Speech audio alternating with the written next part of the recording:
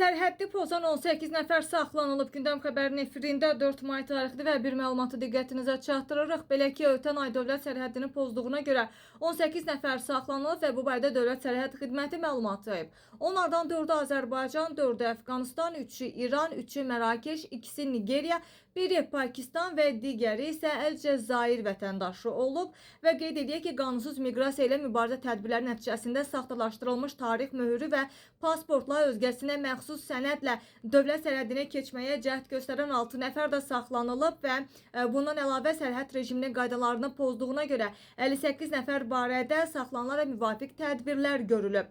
Cinayətkarlığa qarşı mübarizə tədbirləri nəticəsində hüquq mühafizə orqanları tərəfindən axtarışda olan 366 nəfər də saxlanılıb və aidiyyatı qurumlara təhvil verilib və qeyd eləyək ki, narkotiklərin pilotsuz uçuş aparatı vasitəsilə ölkə ərazisinə keçirilməsinin də qarşısı alınıb. Belə ki, narkotik vasitələrinin qeyri-qanuni dövriyyəsinə qarşı mübarizə tədbirləri nəticəsində 121 kiloqram, 249 qram narkotik vasitə və 23.647 ədəd müxtəlif tərkibli həb aşkarlanaraq dövriyyədən çıxarılıb. Qeyd edək ki, qaçaqmalçılıq fəaliyyətinə qarşı mübarizə tədbirləri nəticəsində ümumi dəyəri 2 milyon 168 min 103 manat olan qaçaqmal, o cümlədən Rusiya Federasiyası valyutası, odlu silah və ona məxsus patronlar, eyni zamanda dərman vasitələri və tütün məmulatları da aşkar olunaraq götürülüb.